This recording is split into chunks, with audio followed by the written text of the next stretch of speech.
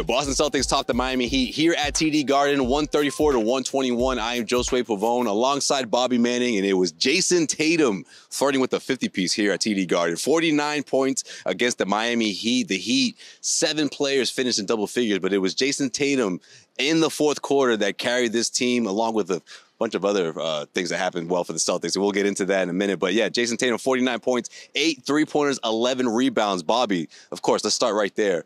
What did you see from Tatum? Why was he so electric? More rim dominance, getting downhill and finishing through guys, drawing contact, bunch of free throws in this one again. He had 41 through 3.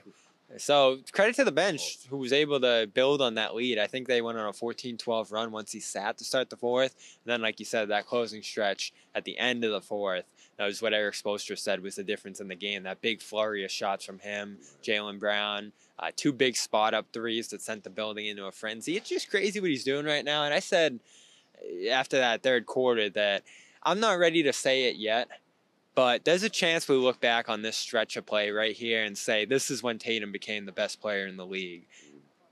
I'm not ready to say it yet, but I won't knock anyone who wants to. Like, he's just doing it all. Rebounding, passing, off ball, on ball.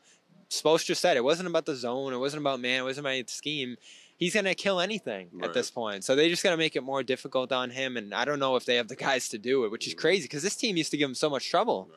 Yeah, Jayson Tatum getting to 20 points as quickly as he did. You sort of got that feeling that he was going to have a big night. He had a chance to at least flirt with 50 points. But the Miami Heat certainly made things interesting. Like I said from the top, you had 7 players in double figures. You had key defensive stops. You had a run in the first quarter that really brought the lead back down to earth for the Miami Heat, or rather, they went ahead against the Celtics. But then the Celtics regained the league and essentially didn't look back. Now, Joe Mazzulla, after this game, talking about what they need to do defensively, maybe make some corrections. He mentioned Max Struss, who actually got out to a couple of shots, outside, and other key possessions that he thought that the Celtics should clean up on the defensive end of the floor. But overall, I think what you look at from the fourth quarter is how they were able to close this out. Sure, Tatum had a whole lot to do with that, but it was other guys as well. I mean, Malcolm Brogdon got into it in the second half as a playmaker, as a 3-point shot maker. You also had Derek White, who I thought also put together a good game. Guys off the bench that contributed and made sure that the Miami Heat weren't able to regain that lead, especially in that fourth quarter. Yeah, and you got to credit all the guards for starting this stuff off. I mean, the last 3 of the game from Tatum, great screening action from Grant. Right. Misdirection that freed Tatum up to the right corner. Smart passes it to him. They get a big 3, and that was pretty much the game right there, 10-point game. Just ridiculous shooting. I look up, it's 62, 50, 100% shooting, I think, midway through the second quarter for the team. Everybody's contributing to that. Brogdon, again, I think he's on a ridiculous shooting stretch now the last 3 games here, well over 50%. So you have finishers everywhere. Jaylen Brown, I thought, was great in this one, getting ahead of the defense. He had that big alley-oop slam at the end. So this was a race. Spoelstra said, we don't want to play this style of game. This was played on Boston's terms. And it's crazy to me. I've never seen anything like it outside of the Warriors. The way in which they're able to come in and win on offense, night in and night out. And so much of that is Tatum's consistency. I mean, every quarter we're looking up at the end of the first, end of the second, he's got 20, 30 points already. And just ridiculous efficiency.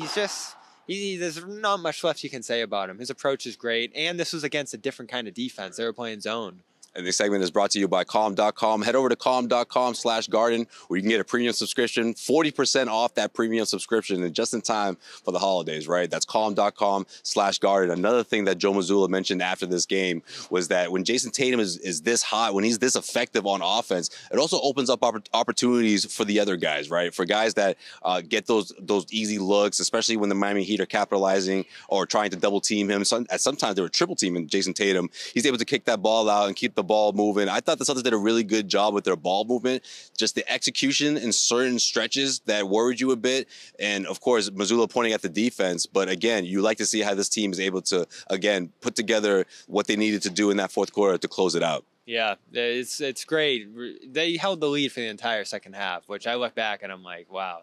They've done that a handful of times this year. The Bulls game, I think of the Pelicans game as well. I could probably count 5 or 6 if I went back and looked, where the other team's rallying furiously. And I didn't like the defense tonight, to go back to that. Like, every time the Celtics were scoring, felt like the Heat were going right down the other end and scoring the other way. So it was back and forth, but they never slipped. And they had held the 4-6 8-point lead throughout the whole second half there. And that's just great execution on offense. Again, they're a shooting team. They shoot almost 50% of their shots from three.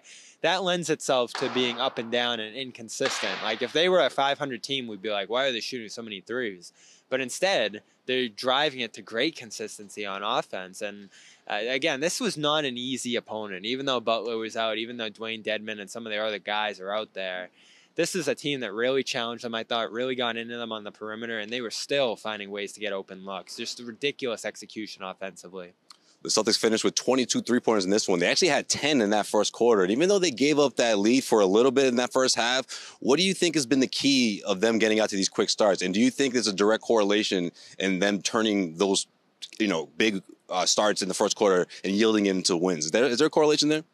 Yeah, they really bury opponents early, and I think that makes a difference. The teams get behind, and it changes what they have to do. I think the Heat shot a lot of threes in this game, ate a lot, but that's usually a little different from what they're looking for. Bam had to be much more aggressive, and they responded. They did. Like Highsmith, Strus, Bam, all those guys had great games. Hero was awesome, but they're rallying, and they're getting hit hard defensively. That probably impacted their offense. They went cold for a few spells in this game that ended up being the difference. So, yeah, I think that always makes a difference when you can get out to a hot start. How many games last year, 2 years ago, did we look at the Celtics getting behind early and say that's what really killed them because they're trying to make up for it all the way to the end?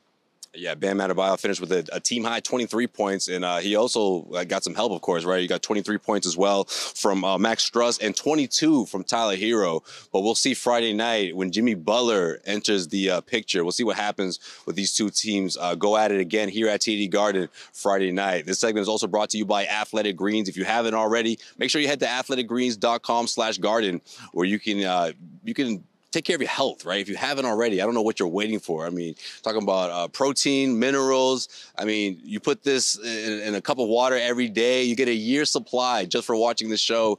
And of course, you get 5 travel packs of that vitamin D as well, just for heading to athleticgreens.com/garden.